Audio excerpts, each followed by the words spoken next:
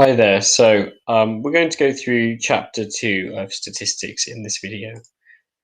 So one thing we're going to need for this is going to need the class whiz calculator, okay? Because we can use this quite heavily in statistics, starting with chapter 2. So what is chapter 2? Well, chapter 2 really is talking about measures of location and spread. So measures of location, you actually know many of these already, okay? This is things perhaps like the mean, okay? So where data is. And the spread, already at GCSE, you know some of these as well. Things perhaps like range, or maybe even like interquartile range, if you think back to box plots.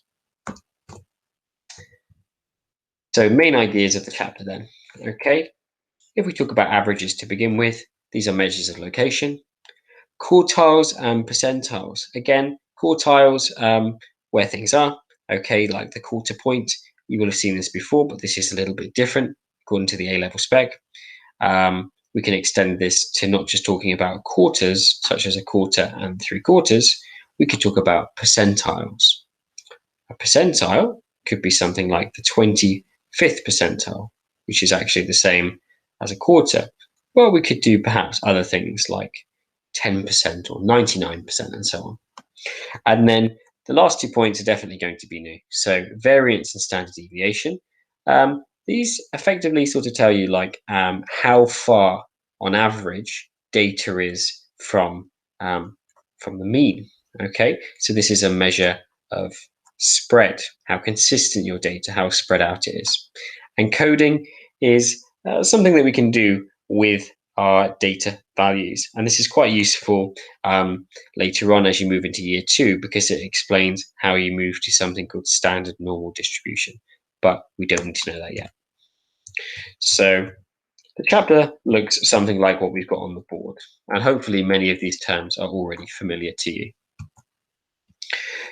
So the first thing we should do is, well, let's talk about mean. And as you're going to see, a pattern is we tend to go through data that is perhaps ungrouped and then grouped, okay? And you can actually use a calculator quite heavily. Now, you might sort of wonder what the point is of using data when there's only 5 pieces of information, but when things become a bit more complicated, it's going to be very useful indeed. So a reminder, how do we find the mean? Well, if we're finding the mean here, this is the symbol for the mean, okay? We add. So this letter here, this is sigma, and it means add. So we add the x values, okay? These, we add them up. And of course, we divide by how many there are. There are n. Think of n like natural numbers, okay? N is often how many of something there are. But I'd like to just show this using the calculator. So on your calculator, if you press menu, and we go to statistics, equals, 1, variable mode, we can type our information in here. So 2.2, pressing equals to move to the next piece of information, 2.5, 2.6, 6.5, okay, and 2.9. After you do this, clear the display by pressing this one here. And then if you press the options button, number 2, you can find out here some useful information about your data. And if you notice at the top, x with the bar, as we said is the mean, is 2.57. So this fits what we said it was. Okay, so x with the bar was 2.57. I've just shown you this here on the class whiz, which is the calculator I've just shown you on the right-hand side. But you will also find some other values. So if we just go back again, let's pop out of that mode there. We should also have some values for n. And of course, we know n is 5. So there's probably no need to use the calculator there. But if we look carefully, we also have some other key values on our calculator. And some of these we will be able to see what they are quite easily, like minimum, 2.2 is the minimum value, and so on. Median, 2.6. So I can quickly find the median here. Can I find any other values here? Well, sigma x. Sigma x means adding all the x values together is 12.85. The mean we've already done, 2.57. What about if we add them all up and we divide by n? Well, actually, that's the definition of the mean. So that will also be 2.57. Notation-wise, what would something like this mean? Well, it would mean 3 lots of the mean, so 3 lots of this plus 1. Okay? So that's kind of using the data functions in your calculator for more simple cases. Let's keep going. So one thing we can do is we can move from talking about lists of data to talking about frequency tables. So we don't just have one piece of data here that is a 0, we have 4. So we have a 0, a 0, a 0. We have this 4 times, a 1, 3 times. Okay, and you can actually use your calculator with this one as well. However, it's a little bit more well hidden.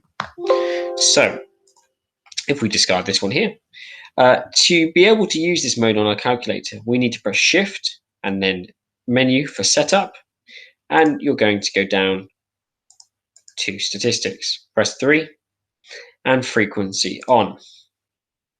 Now, if I go back into the Statistics menu as I did before, you'll notice I now have the values and the frequency on the right hand side. And so we can fill in the data. Well, let me just check how we fill this one in. So we can say 0, 1.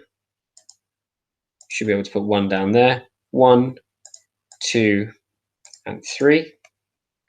Okay, and we can use the arrow keys here to change these to the values that we want. So 4, 3, 9, and 2. And now you've got the data stored in your calculator there. Clear the screen again, and pressing Options and 2 here, I can find out my key values. And these values here should be visible in your working out. So the mean apparently is 1.5. Let's check that. So the mean, we add up, this time the x values multiplied by the frequency. So fx means 0 times the 4 plus 1 times the 3 plus 2 times the 9, and so on and so on.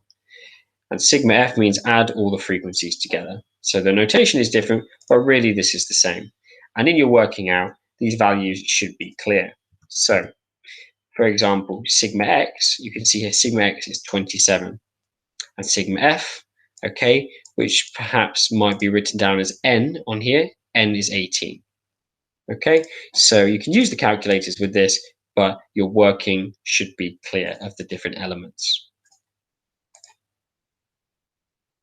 Okay, and finally, let's just talk about how we deal with grouped data. So we've dealt with single pieces of data, data and frequency tables, and now grouped data. So you may remember when we don't know exactly the points, we have to estimate the mean instead. So as a good guess, what we can do is we can take the midpoints here. So the midpoint of each will be 0.25. Here, this is a bit more complicated. Add them together, divide by 2. So 1.7 divide by 2, okay, and we should get 0.85 and 1.35, and so on and so on and so on. We can multiply the frequencies by our x values here, find these values, and work out the answer. And if we wanted to do this on our calculator, if we just go back, so statistics mode, we can go back to this table, and perhaps for our x values, we could take our midpoints instead. So 0.25, what did we say? 0.85, 0.85, 1.35, and 2. And again, make sure our frequencies are correct. So 4, 20, 5, and 11. Clearing our screen, checking our values. Okay, we should be getting the same results here. So 1.6875 rounded, you can see this is 1.17. This method here you'll find, of course, to be much faster, but do not forget to write out the key elements. Again, 46.75 and 40 are there on your calculator display. A short exercise now you might want to have a go at, so you can pause the video here and check you can use the calculator to get these answers. So I'm assuming you've done that. And you should have the information substituted, numerator and denominator, and your answers here. Finally, there is just sort of one more topic here in the slides, combined mean. I'm not going to cover this one as there's plenty of stuff out there already. The basic idea is the mean is found by a total divided by the number of pieces of data, okay? And when you have questions where you combine means, you should find out total marks from both classes here, for example, total students from both classes, and then you can answer questions on this. So that takes you up to 2A and 2B. And one piece of advice for the exercise here is I would avoid any exercises or any questions that talk about quartiles for the moment. And this is because this conflicts with what's later in the slides.